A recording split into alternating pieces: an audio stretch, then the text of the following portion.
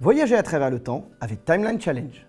Grâce aux différents défis et épreuves du jeu, estimez correctement les dates des éléments présents sur les cartes du jeu et soyez le premier à atteindre la ligne d'arrivée.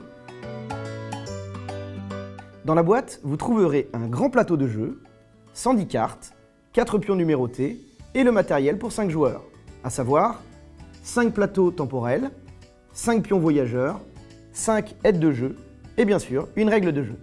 Le but du jeu est d'atteindre en premier la case d'arrivée. Pour avancer plus vite que les autres joueurs, vous devrez réussir les différentes épreuves proposées. Avant votre première partie, assemblez les tableaux temporels comme précisé sur la fiche dédiée, puis distribuez-en un à chaque joueur.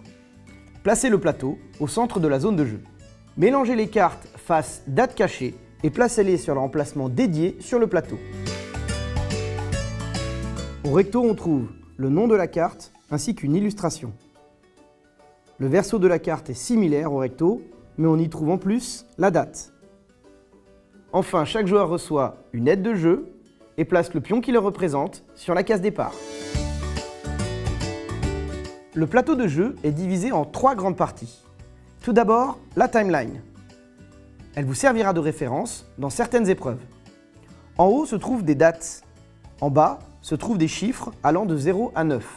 Ils représentent les intervalles entre deux dates. Par exemple, le chiffre 3 représente la période allant de 1300 à 1600. Au centre se trouve l'horloge. Elle représente la piste sur laquelle les joueurs avanceront. Chaque case représente un type d'épreuve différente.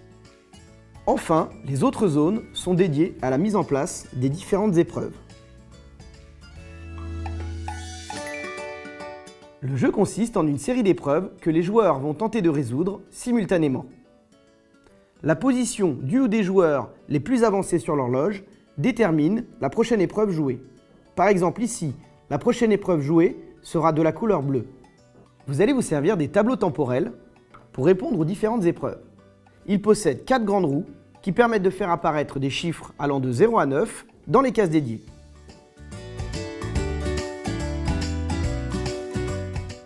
Placez les 4 premières cartes de la pioche dans les 4 emplacements verts face date cachée. Vous allez devoir évaluer sur votre tableau temporel dans quel intervalle de la timeline se situe la date de chaque carte. Afin de mieux identifier les cartes que vous associez à chaque chiffre, vous retrouvez les mêmes symboles sur les tableaux temporels et sur la zone qui entoure chaque carte. Par exemple ici, si je pense que l'inauguration du château de Versailles se situe entre 1600 et 1750, je vais tourner la roue afin de faire apparaître le chiffre 4 dans la case dédiée. Quand tous les joueurs ont terminé leur estimation, ils révèlent leur tableau et vérifient leur réponse. Pour chaque bonne réponse, ils avancent d'une case sur l'horloge. Les cartes utilisées sont ensuite défaussées face date visible dans la zone dédiée. Placez la première carte de la pioche face date cachée sur l'emplacement prévu dans la zone rouge. Vous devez estimer sur la timeline où se situe la date de la carte avec chacune des 4 roues de votre tableau temporel. Une fois que tout le monde est prêt, la carte est révélée. Chaque bonne réponse fait avancer le joueur d'une case. Vous pouvez faire des votes différents pour avoir plus de chances d'avancer votre pion. Ou, si vous êtes sûr de vous, choisir plusieurs fois la même réponse pour avancer plus vite. Placez ensuite la carte dans la défausse.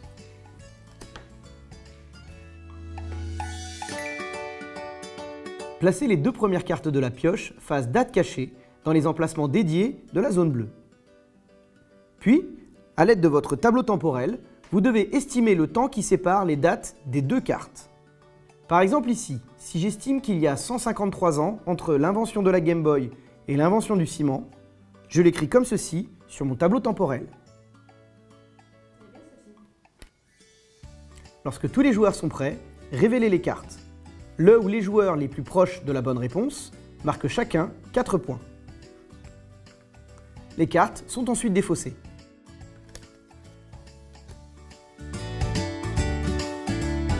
La première carte de la pioche est posée face date cachée sur l'emplacement jaune de l'épreuve.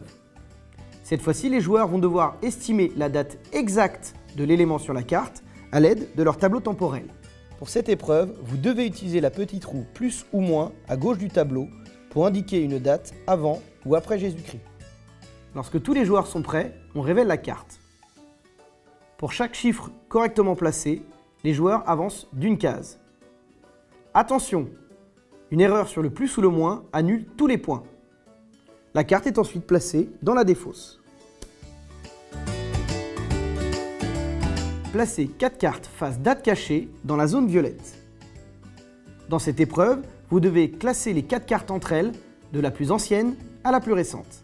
Utilisez les symboles qui identifient chaque carte pour indiquer la position où vous estimez qu'elle se trouve. Vous n'utiliserez donc que les chiffres 1, 2, 3 ou 4 de chaque roue. Une fois les cartes et les tableaux révélés, placez les 4 pions numérotés sur les cartes dans le bon ordre pour en faciliter la vérification. Pour chaque bonne réponse, les joueurs avancent d'une case sur l'horloge. Ensuite, placez les cartes dans la défausse. Vous aurez remarqué sur l'horloge du jeu 2 petits symboles noirs. Ce sont les défis. Si après le décompte des points d'un challenge, un joueur a dépassé un défi, résolvez-le immédiatement. Un défi ne concerne que les 2 derniers joueurs sur l'horloge. S'il y a plus de 2 joueurs sur la case la moins avancée, ils participent tous au défi. C'est le joueur le moins avancé qui commence. En cas d'égalité, c'est, en sens horaire, le joueur le plus proche du joueur en tête qui commence. Le joueur qui remporte un défi avance de 3 cases. Il n'existe que 2 défis qui ne seront joués chacun qu'une fois durant la partie. La première carte de la pioche est placée face date visible à côté du plateau de jeu. Le premier joueur concerné par le défi prend la carte suivante et il la place à gauche ou à droite de celle déjà placée. Si vous estimez que l'événement se déroule avant, placez votre carte à gauche. Si vous estimez qu'il se passe après, placez votre carte à droite. On vérifie la bonne position de la carte en la retournant. Si la carte est mal positionnée, défaussez-la et le joueur est éliminé du défi. Si la carte est bien positionnée, elle reste en place et on passe au joueur suivant dans le sens des aiguilles d'une montre. Le joueur suivant place une nouvelle carte qui peut être située avant, après ou entre les deux. Dans le cas où une carte a une date identique à une déjà placée, elle est validée si elle est située juste avant ou juste après celle-ci. Plus il y a de cartes correctement placées, plus il est dur d'estimer les prochaines. Le jeu continue et les tours s'enchaînent jusqu'à ce qu'il ne reste qu'un seul joueur. Il remporte alors le défi et il avance de 3 cases.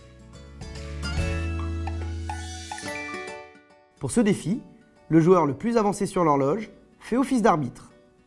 Il pioche la première carte et la consulte secrètement. Le premier joueur impliqué dans le défi propose à voix haute une date pour la carte piochée. L'arbitre vérifie la date et si elle n'est pas bonne, il dit plus ou moins. Le second joueur impliqué dans le défi, dans le sens horaire, propose maintenant une nouvelle date. L'arbitre continue à dire plus ou moins, et ainsi de suite, jusqu'à ce qu'un joueur trouve la date exacte. Il remporte alors le défi et il avance de 3 cases. Rappelez-vous que chaque défi ne sera résolu qu'une seule fois par partie, c'est-à-dire la première fois qu'un joueur franchit la ligne avec son pion. Dès qu'un joueur atteint la case d'arrivée, c'est la fin de la partie. Ce joueur est déclaré vainqueur. En cas d'égalité, les 2 joueurs partagent la victoire, sinon on peut les départager en faisant le défi mort subite. Les règles sont identiques à une partie de 3 à 5 joueurs, à l'exception des 2 ajustements suivants. Ignorez le défi plus ou moins, à la place, faites un deuxième défi mort subite. Dans un défi mort subite, seul le joueur le plus en retard sur l'horloge peut avancer de 3 cases. Le premier joueur ne pourra pas avancer de 3 cases, mais il empêchera son adversaire de le faire. Vous pouvez jouer à Timeline Challenge en équipe. Partagez le pion voyageur et le tableau temporel. Concertez-vous pour les réponses, y compris lors des défis. Sachez que toutes les boîtes de la gamme Timeline sont compatibles avec Timeline Challenge. Et maintenant, voyagez à travers le temps.